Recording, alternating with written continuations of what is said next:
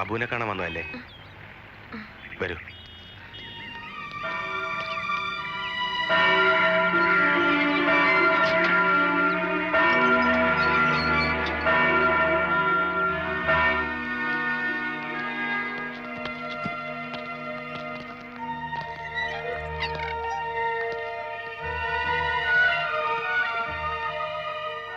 അതാണ് സെല്ല്.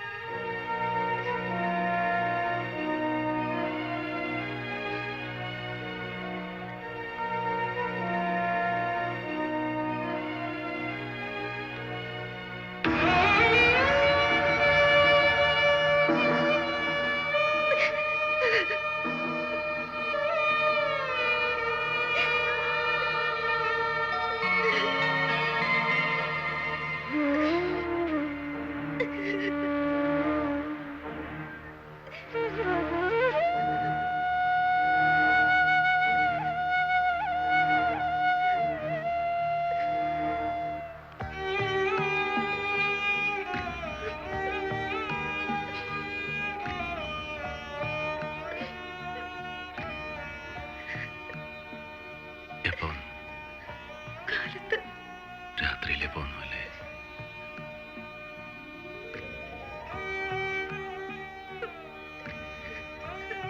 ശേഖരൻ മാമൻ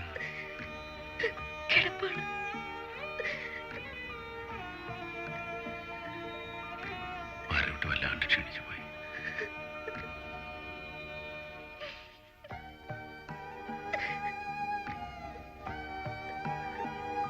കരയരുത്. അപ്പു പോയെന്ന് കരുതി ജീവിതം തീർന്നിട്ടില്ല. മറക്കണം. ജീവിതത്തിൽ നല്ലത് മാത്രം ഓർക്കാൻ ശ്രമിക്കുക. ശാപം കിട്ടിയ ജന്മത്തെ ഇനി ഒരിക്കലും ഓർമ്മിക്കരുത്.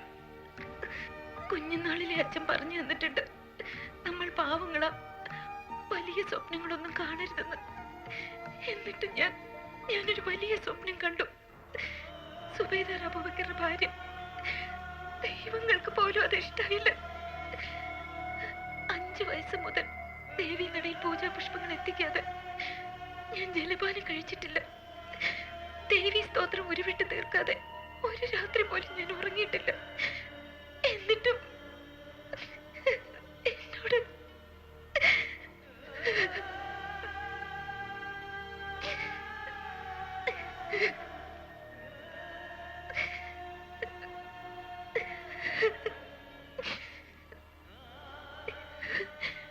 അച്ഛന് യാത്ര ചെയ്യാൻ വയ്യ. അച്ഛന്റെ അനുഗ്രഹം വാങ്ങിച്ചിട്ട് ഞാൻ വന്നത്.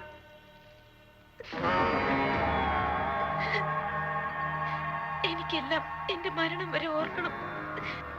ഞാനൊന്ന് ഉറപ്പിച്ചതായിരുന്നു, ഇവിടെ സുബൈദാർ അബൂബക്കർ കഴുത്തിൽ കയറി വീഴുമ്പോ തളിയൂർ അമ്മയുടെ ശ്രീകോവിലിന് മുന്നിൽ സ്വയം തീ കൊളുത്തി ജീവൻ എടുക്കണമെന്ന് ഞാൻ ഉറപ്പിച്ചതായിരുന്നു.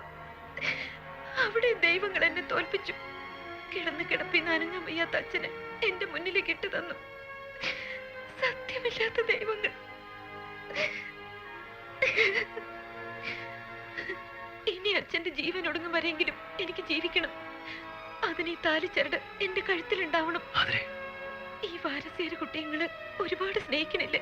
വിട്ടു പോകും മുമ്പ് ഇത് മാത്രമല്ലേ ഞാൻ ആവശ്യപ്പെടുന്നുള്ളൂ. ഞാൻ പറയുന്നത് കേൾക്ക്. ഇല്ല, മരിക്കും മുമ്പ് ഒരു ദിവസമെങ്കിലും സുബൈദാർ അബൂബക്കറിന്റെ ഭാര്യയായി അഭിമാനത്തോടെ എനിക്ക് ജീവിക്കണം.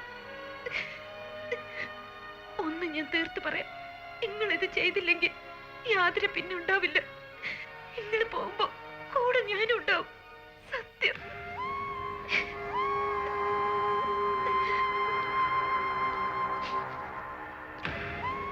അബു, ഇത് വാങ്ങ്. ഈശ്വരൻ നിന്റെ ജാതകത്തിൽ ഇങ്ങനെയും കൂടി എഴുതിയിട്ടുണ്ടാവുമെന്ന് കരുതുക.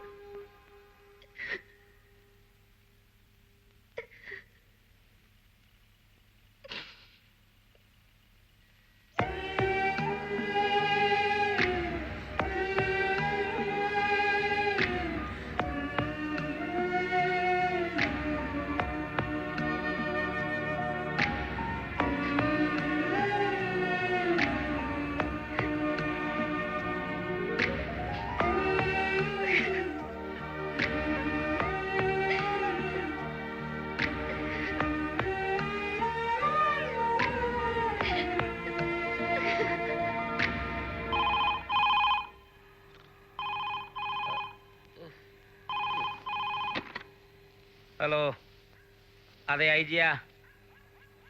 താനായിരുന്നോ? ഉച്ചവർക്കത്തിന്റെ സമയത്താണോ തന്റെ മറ്റടുത്തെ കാര്യം ചോദിക്കാൻ വിളിക്കുന്നേ? ഇല്ല, നാളെ വെളുപ്പിന് തൂക്കുന്നത് വരെ ഇനി അവനെ കാണാൻ ആരെയും അനുവദിക്കുന്നതല്ല. എന്തോ പത്രക്കാര് പോയിട്ട് സാക്ഷാൽ പ്രൈം മിനിസ്റ്റർ വന്നാൽ പോലും ഇനി അബൂബക്കറിന്റെ ശവയെ കാണാൻ പറ്റൂ. എടോ, രാജ്യം മുഴുവൻ തകർക്കാൻ പറഞ്ഞ രാജ്യദ്രോഹിയാണ് അവൻ. ഇനി തന്നെ പോലുള്ള പത്രക്കാർ വന്ന് അവന്റെ അവസാനത്തെ മൊഴിയെടുത്ത് വെണ്ടയ്ക്കാക്ഷരത്തിൽ നിരത്തി രാജ്യം കുട്ടിച്ചോറക്കാനാ പ്ലാൻ. ഫോൺ വെച്ചിട്ട് പോടാ അവിടുന്ന്. അവന്റെ അമ്മയുടെ പത്രം വാഴയ്ക്ക. എടാ കോപ്പി, നിന്നോടല്ലേ ഞാൻ കാര്യം പറഞ്ഞേ? അയ്യോ സാർ, സാർ ആള് തെറ്റിപ്പോയി സാർ. ആ രാഷ്ട്രകാഹളം പത്രത്തിലെ മേനനാണെന്ന് കരുതിയ ഞാൻ ഇങ്ങനെയൊക്കെ പറഞ്ഞേ സാർ. ഞാൻ ഉടനെ പോവാം സാർ. രാത്രി മുഴുവൻ അവിടെ നിന്ന് വെളുപ്പിനെ അവന്റെ തൂക്കം കണ്ടിട്ട് ഞാൻ സാറിനെ വിളിക്കാം സാർ. ഓ, ഇനി എന്ത് പ്രശ്നം സാർ? സാറിനെ പോലെ തന്നെ അതെന്റെയും കൂടി ആവശ്യമാണല്ലോ സാർ. സാർ സാർ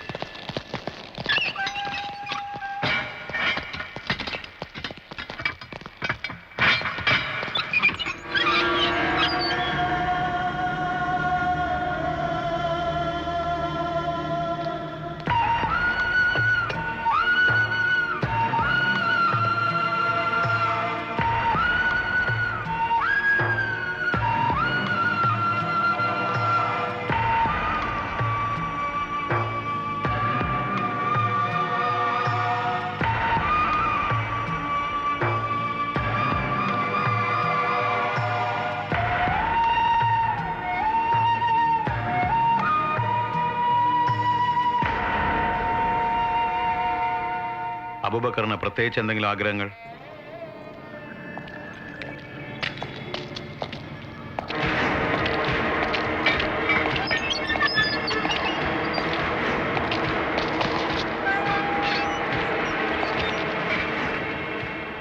അബൂബക്കർ, എന്തെങ്കിലും ആഗ്രഹങ്ങൾ? അതെ, ആരെയെങ്കിലും കാണണമെന്നോ വല്ല നെയ്ച്ചോറോ ബിരിയാണിയോ കഴിക്കണമെന്നോ അങ്ങനെ വല്ലതും? ഈ അന്ത്യാഭിലാഷമേ എന്നതാണെങ്കിലും പറഞ്ഞോ. അബൂബക്കറിന്റെ കാര്യത്തിൽ എനിക്കൊരു പ്രത്യേക താല്പര്യമുണ്ട്. അല്ല, അറിയാമല്ലോ, തൂങ്ങുന്നതിന് മുമ്പ് നിനക്കെന്ത് വേണമെങ്കിലും ചോദിക്കാം, ഞാൻ സാധിച്ചു തരും. അതിനല്ലയോ ഞാൻ തന്നെ നേരിട്ട് ഇങ്ങോട്ട് വന്നിരിക്കുന്നത്. പറഞ്ഞാട്ടെ, കുഞ്ഞിനെന്താ വേണ്ടത്?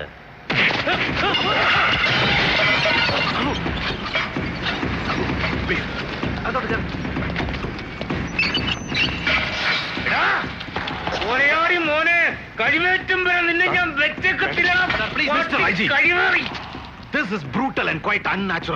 നിങ്ങൾ ജയിലിൽ ഐ ജി ആയിരിക്കാം, പക്ഷെ ഇവിടെ ഇങ്ങനെ ഒരു സീൻ ക്രിയേറ്റ് ചെയ്യാനുള്ള അധികാരം നിങ്ങൾക്കില്ല. പിന്നെ എന്തിനീ ഫോർമാലിറ്റീസ് ഒക്കെ? You just take your gun and shoot him.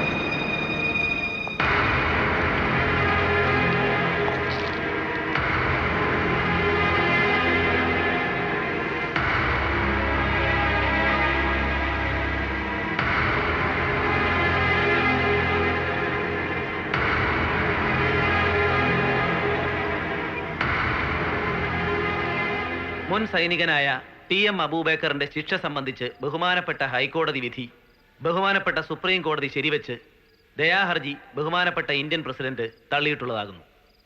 ഹൈക്കോടതി വിധി പ്രകാരം കടലുണ്ടി പഞ്ചായത്ത് തളിയൂർ അംശം ദേശം തട്ടാങ്കൊല്ലിയിൽ മുഹമ്മദ് സാഹിബ് മകൻ TM അബൂബക്കർ എന്നയാളുടെ വധശിക്ഷ 2000 ആണ്ട് ജനുവരി 15 പുലർച്ചെ 5:30 നടത്തേണ്ടതാകുന്നു.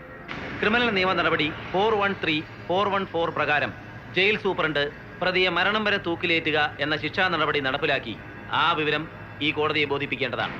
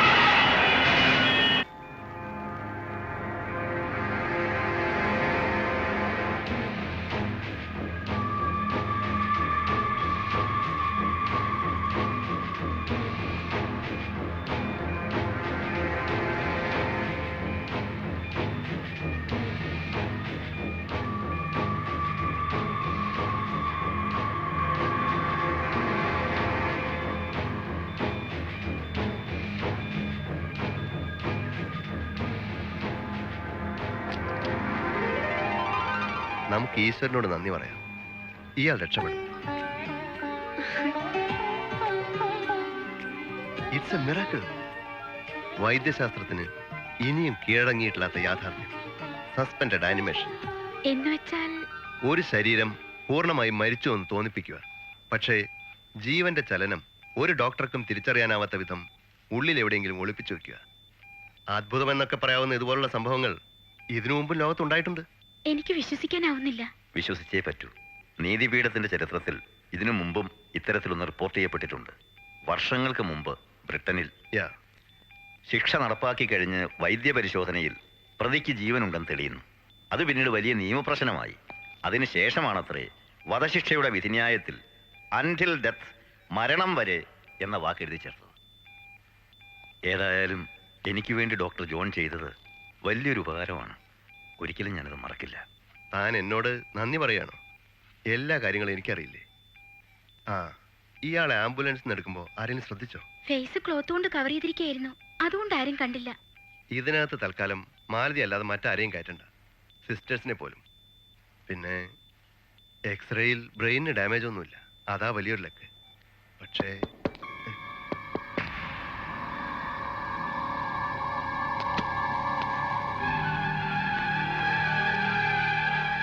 രവി അവിടെ നിൽക്കും. വരൂ.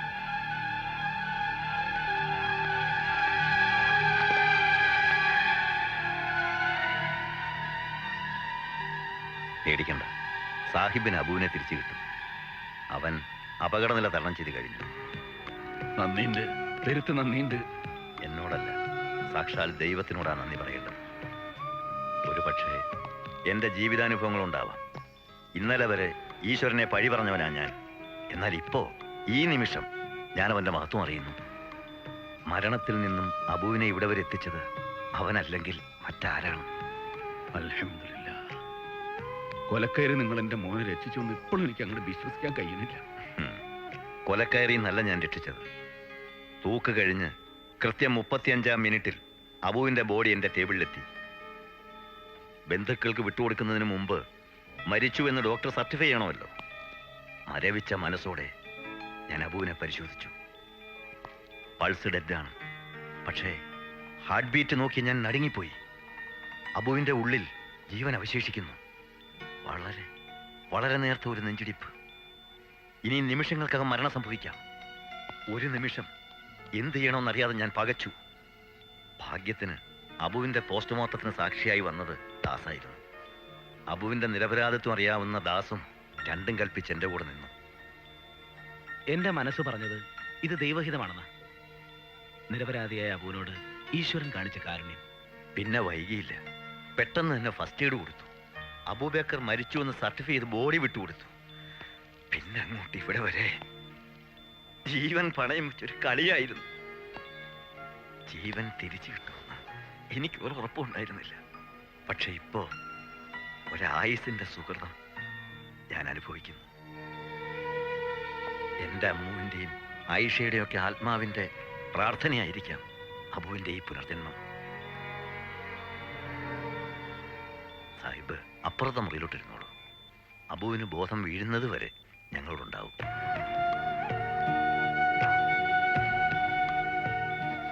വേണ്ട ഡോക്ടറെ, രാത്രിയും പകലും കണ്ണിൽ എണ്ണ ഒഴിച്ച് ഞാൻ എൻ്റെ കുട്ടീൻ്റെ അടുത്തിരുന്നോളാം. എൻ്റെ മോൻ്റെ കണ്ണൊന്ന് തുറന്നു കിട്ടിയാൽ മതി. കണ്ണു തുറക്കും, അങ്ങ് വിഷമിക്കണ്ട. എൻ്റെ മോളി ആശുപത്രി തന്നെ ഉണ്ടായത് ഹയറായി. നാട്ടിലാർക്കും സംശയമൊന്നുമില്ലല്ലോ? ഇല്ല, ഇവിടെ തന്നെ കബറടക്കിയെന്നാണ് നാട്ടിൽ പറഞ്ഞത്. അബുവിന്റെ ശവശരീരമെങ്കിലും കാണാനായി വലിയ ജനക്കൂട്ടം തടിച്ചുകൂടിയിരുന്നു.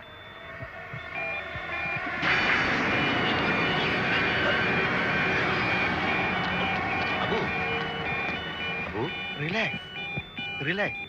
U are all right. Abu, നിങ്ങൾക്കൊന്നും സംഭവിച്ചിട്ടില്ല. നിന്റെ കഴുത്തിൽ ഇപ്പൊ കുരുക്കില്ല. നീ ഇപ്പൊ ആശുപത്രിയില്ല.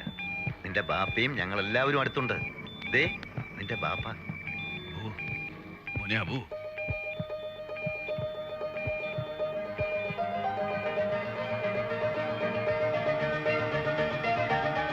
നമുക്ക് തളിയൂർക്ക് പോണ്ടേ? ദേ രാഘവനൊക്കെ വന്നിട്ടുണ്ട്. പഴയ കാര്യങ്ങൾ എന്തെങ്കിലും അബുവിന് ഓർക്കാൻ കഴിയുന്നുണ്ടോ? നമ്മുടെ തങ്കച്ചന്റെ നാടൻ പാട്ട് നീ ഓർക്കുന്നില്ലേ? ഒന്ന് ഓർത്ത് നോക്കി.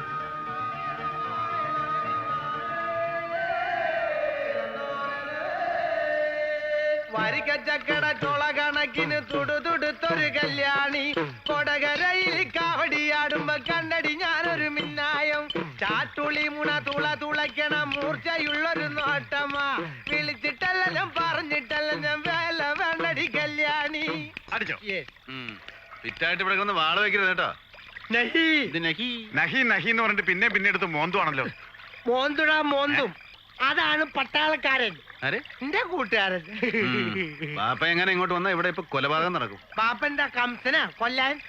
അല്ല, എനിക്ക് മനസ്സിലായോണ്ട് ചോദിച്ചാ, സ്വന്തം വീട്ടിലിരുന്ന് ഒരു പെഗ് റമ്മ് പോലെ അടിക്കാൻ വായിക്കുന്നവൻ എങ്ങനെ പട്ടാളക്കാരനാവാ? അപ്പൊ അതാ ഞാൻ പറഞ്ഞ ഈ പട്ടാളാറ്റി പുള്ളുണ്ട്.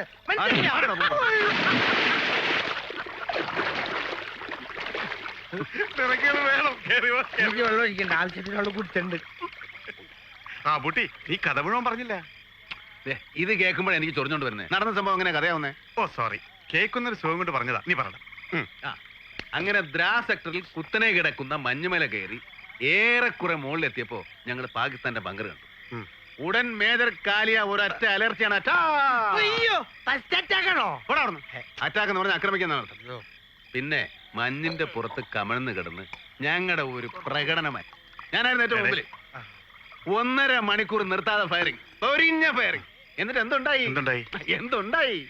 ഞങ്ങൾക്ക് ഒരൊറ്റ കാഷ്വാലിറ്റി. ഈ വക കേസിന് മുമ്പ് ഇത്തിരി ക്യാഷ് കരുതണ്ട. ഇവിടെ കാഷ്വാലിറ്റി എന്ന് പറഞ്ഞാൽ അതല്ല, നമ്മുടെ ഒരൊറ്റ പട്ടാളക്കാർ മരിച്ചിട്ടില്ല. പാകിസ്ഥാന്റെ 17 പട്ടാളക്കാര് ഫ്ലാറ്റ്. വെള്ളടിച്ച ഫ്ലാറ്റ് ആവും, വെടിവെച്ചാൽ എങ്ങനെ ഫ്ലാറ്റ് ആണെന്ന് മനസ്സിലായില്ല. ഇത് പുള്ളു.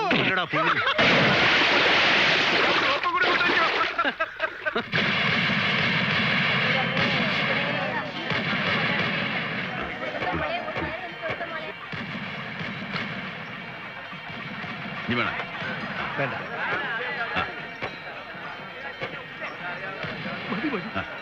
അതെ സാഹിബേ, ഇതിപ്പോ നമ്മുടെ പഴയ മന്ത്രി കണ്ട പ്രശ്നമാവുമല്ലോ. ഏത് മന്ത്രി? ഉദ്ഘാടനത്തിന് നിലവിളക്ക് കണ്ടപ്പോ ഹാലിളകിയ മൂപ്പരെ മുസൽമാന് നിലവിളക്ക് ഹറാമാണെന്നല്ലേ ആ വിദ്വാൻ പറഞ്ഞിരിക്കുന്നത്. ഇവിടെ ജീവിക്കണോലിക്ക് ഇവിടത്തെ കാറ്റ് ചൊറിച്ചിലുണ്ടാക്കുന്നു പറയണത് ബസലത്തര. ഞാനും എന്റെ കുട്ടികളും ഈ മണ്ണിൽ ജനിച്ച് വളർന്നൂല. ഇവിടത്തെ ഒരു ആചാരവും ഞമ്മക്ക് ഹറാമല്ല. ഈ ഉത്സവവും പെരുന്നാളും എന്നൊക്കെ പറയണത് മനുഷ്യന്മാരുടെ ഒത്തൊരുമക്കും കൂടെ വേണ്ടിയിട്ടാ. ജാതി മതമൊക്കെ അവനവന്റെ മനസ്സിലാ. നിങ്ങളെ വിശ്വാസം നിങ്ങൾക്ക്, ഞമ്മളെ വിശ്വാസം ഞമ്മക്ക്. അതിലൊരു ഉറപ്പുണ്ടായാൽ മതി. ഞമ്മളതിന് ഈമാൻ എന്ന് പറയും. നിങ്ങൾക്ക് മോര് വേണം. അനന്ത കുടിക്കാം. നിങ്ങൾക്ക് വേണോ? കുടിച്ചോ. ശേഖര, അനക്ക് മാണ്ടടോ മോര്? പിന്നെ അതിപ്പോ എന്താ ചോദിക്കാൻ? 30 വർഷമായിട്ടുള്ള ചടങ്ങല്ലേ. തളിയൂരമ്മയുടെ എഴുന്നള്ളിപ്പിന് സാഹിബിന്റെ മോര് കുടിക്കാതെ നടക്കച്ചെല്ലാൻ പാടുണ്ടോ? ശ്രീ അയ്യപ്പനെ കാണണമെങ്കിൽ ആദ്യം വാവര് സ്വാമിയെ വണങ്ങണം, അല്ലേ സാഹിബേ? അപ്പോ ഇവിടെ ഓനും ചെങ്ങായിമാരെ കളിക്കേണ്ടതുണ്ടാവും.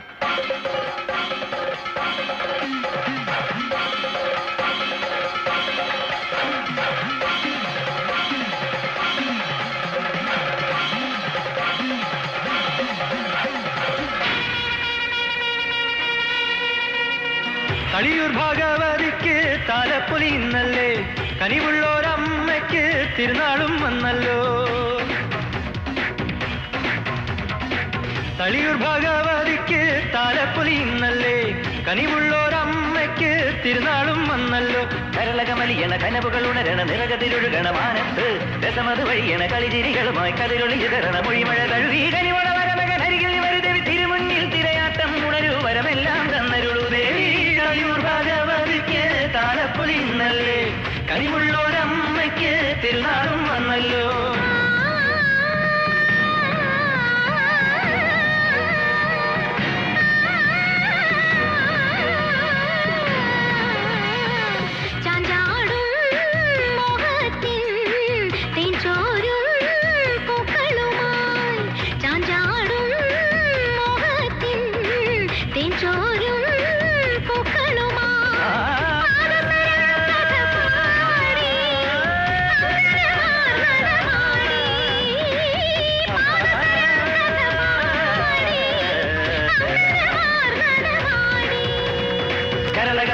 കനവുകൾ ഉണരണ നിറകതിരൊഴുകണ മാനത്ത് രസമത് വഴിയണ കളിചിരികളുമായി കതിരൊളി ചിതറണ മൊഴിമഴ തഴുകി. തളിയൂർ ഭഗവതിക്ക് താലപ്പൊലി ഇന്നല്ലേ, കനിവുള്ളോരമ്മയ്ക്ക് തിരുനാളും വന്നല്ലോ. തളിയൂർ ഭഗവതിക്ക് താലപ്പൊലി ഇന്നല്ലേ, കനിവുള്ളോരമ്മയ്ക്ക് തിരുനാളും വന്നല്ലോ.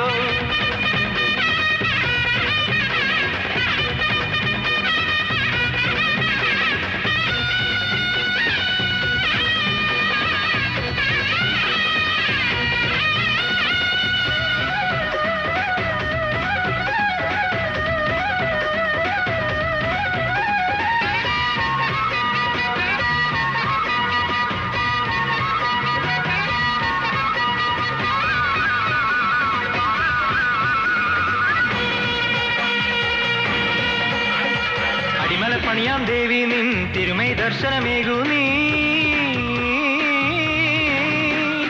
അടിമലപ്പണിയാം ദേവി നിൻ തിരുമൈ ദർശനമേകൂ നീ വത്സ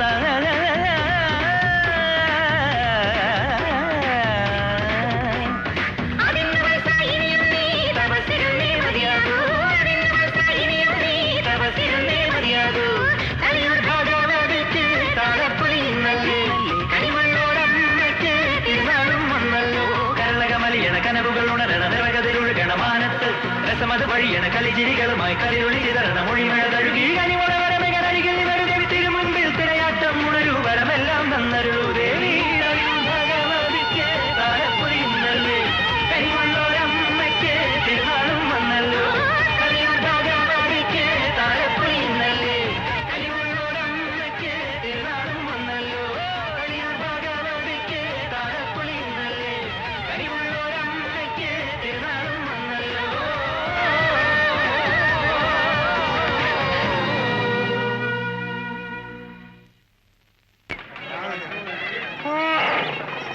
വേഗാട്ടാ കുളിച്ചിട്ട് വൈകുന്നേരം അമ്പലത്തിൽ പോകണല്ലോ നല്ല കഥകളിയുണ്ട് നളചരിതം നിങ്ങൾ വരുന്നോ അയ്യോ കഥകളിയോ എന്റെ അമ്മക്ക് ആയുസ് പാഴാക്കല്ലേ ലക്ഷ്മി ടാർഗറ്റിന് ഉത്സവ പ്രോഗ്രാമാ ഉഴത്തള്ളിത്ത ഇവിടെ രമ്പേടെ അതിന് പോക്കാ ഏടാ കലാമണ്ഡലം ഗോപിയും കോട്ടക്കൽ ശിവരാമനും കൂടെ നളചരിതം ആടി തീർക്കുമ്പോഴാ അവന്റെ ഒരു ഉള്ളത്തെ അള്ളിത്ത ഇതിന്റെ രമ്പ മാറി നിൽക്കും ശിവരാമന്റെ സമയത്തിന് മുമ്പിൽ അല്ലേ രാഘവസ്വാമി ഹരഹരോ ഹര സംഗതി ശരിയാ പക്ഷെ രമ്പയുടെ കാലിന്റെ അത്രയും വരുമോ ശിവരാമന്റെ കാലിൽ എടോ കൊള്ള സ്വാമി അതല്ലേക്കാ രമ്പയുടെ ഒരു കാലെന്ന് പറഞ്ഞാൽ ഒരു 1.5 കാല് വരും അതുകൊണ്ട് പറഞ്ഞതാ വെറുതെ അല്ലടാ നിന്റെ ശരീരം എങ്ങനെ ആയിപ്പോയത് വാ ഞാൻ കുടിക്കണ കഞ്ഞിയിലെന്തിന് കല്ലിട്ടിളക്കണ കൊച്ചേട്ട കയ്യിലിരിക്കണ കല്ലമ്പരിപ്പ് ഈ കലത്തില് വേകൂല ഈ കലത്തില് വേകൂല നാഴിലിരുന്നഴി കൊള്ളൂല ചക്കവലിപ്പൻ ചുളക്കില്ല നാഴിലിരുന്നഴി കൊള്ളില്ല ചക്കവലിപ്പൻ ചുളക്കില്ല ചക്കച്ചുളമുട്ട ചുക്കവോ കൊച്ചേട്ട ഞാൻ അതിനൊരു മാങ്ങ കൂടി താഴെ വീണു അവന്മാർ അറിഞ്ഞിട്ടില്ല അവന്മാർ അറിഞ്ഞിട്ടില്ലെങ്കിൽ അറിയണ്ട വായുകുളി മേടിക്കാൻ പോണ പോലെ പോക്ക് മാങ്ങ എനിക്ക് മാങ്ങ വാ ആഹാ സേലം മാങ്ങയാണല്ലോ പച്ചയാണ് ഒരു തോക്ക് ഇത് നോക്കട്ടെ അല്ല AK-47 ആ വണ്ടി വിടരുത് അതിന്റെ ബ്രേക്ക് നമ്മുടെ ഇല്ലല്ലോ അയ്യോ വണ്ടി പോയി അങ്ങനെ വിട്ടാൻ പറ്റില്ല വണ്ടി പിടിച്ചു വണ്ടി പിടിച്ചു ഹലോ വണ്ടി പിടിക്കാം ലോറി പിടിക്കണം ആ ലോറി പിടിക്കാൻ ഈ ഓട്ടോറിക്ഷ പോയിട്ട് ഒരു കാര്യമില്ല നമുക്ക് പോലീസ് സ്റ്റേഷൻ പോയി പറഞ്ഞാലോ എന്നാ കേറ് അപ്പൊ ഞാനും വാങ്ങിയോ നീ സൈക്കിളോട്ട് നേരെ വീട്ടിലേക്ക് പോയി ഞങ്ങൾ പോയിട്ട് വരാം വണ്ടി വിടും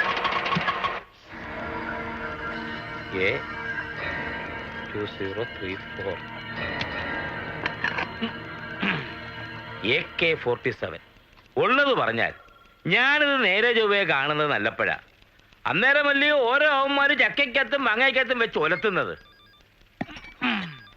നല്ല വെയിറ്റ് ഉണ്ടല്ലോ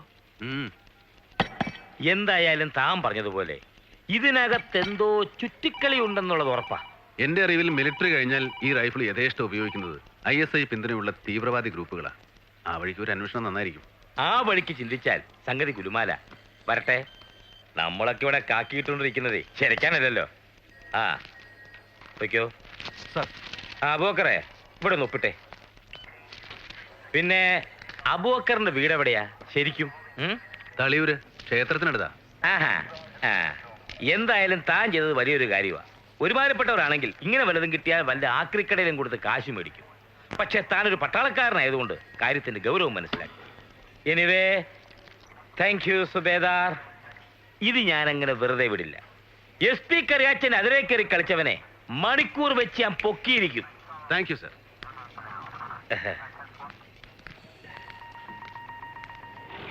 SP അബുനങ്ങ് പിടിച്ചെന്ന് തോന്നുന്നു എനിക്കാരും വലിയ സന്തോഷത്തിലാ കൊണ്ടുപോയി കൊടുത്തത് കൊച്ചുകാരിയൊന്നും അല്ലല്ലോ എനിക്ക് തോന്നുന്നത് ഇതൊരു റാക്കറ്റിന്റെ ആയുധക്കടത്തുമായി ബന്ധപ്പെട്ട സംഭവമാണെന്ന് അത് തെളിയിച്ച പേര് SP തന്നെ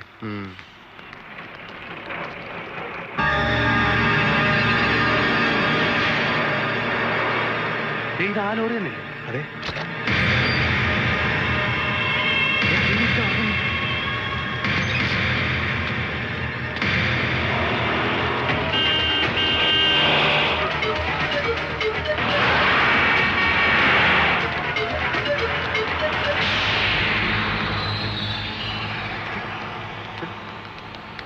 നമുക്ക് വണ്ടി കസ്റ്റഡിയിൽ എടുപ്പിക്കാം.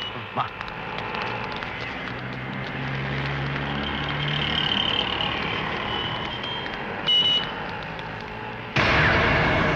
എനിക്കൊന്നും കേൾക്കണ്ട. സാധനം സുരക്ഷിതമായി എത്തിക്കേണ്ടത് നിന്റെ ഉത്തരവാദിത്വമാണോ? അതെ, പക്ഷെ എന്റെ കയ്യിൽ നിന്ന് അങ്ങനെ തെറ്റ് പറ്റില്ലെന്ന് സാറിനറിയാലോ. എടാ ഇപ്പൊ പറ്റിയില്ലേ? ഇത് മച്ചാങ്കളിയൊന്നുമല്ല. ഒരു പിഴവ് പറ്റിയ പിന്നെ തല കാണില്ല. ചുമ്മാ ഒന്നുമല്ലല്ലോ, ലക്ഷക്കണക്കിന് രൂപ വാങ്ങി ഞണ്ണിട്ടല്ലേ. ഹ്. ഇതിപ്പോ ഭാഗ്യം കൊണ്ട് ആ പട്ടാളക്കാരന്റെ കൈ കിട്ടി. അവൻ എന്റെ കൈ കൊണ്ട് തരികയും ചെയ്തു. അവനൊരു മൊണ്ണ. ഇല്ലെങ്കിലോ എന്റെ പാറമാതാവേ, നിന്റെ കൃപ ഇല്ലെങ്കി ഇപ്പൊ അനുഭവിച്ചേനെ.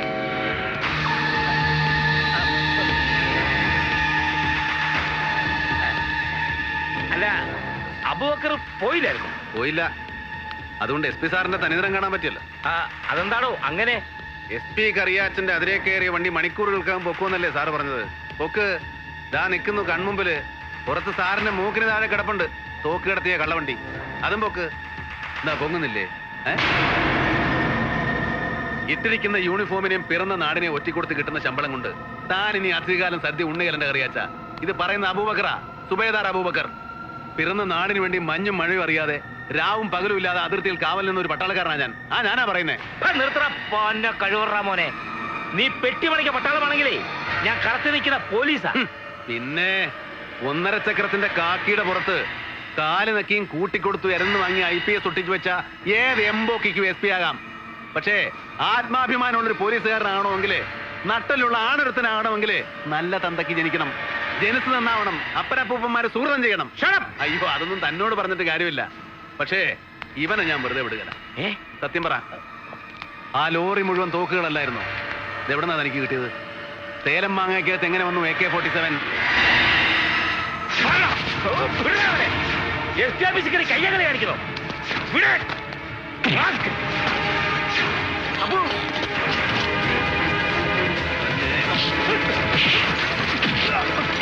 സാർ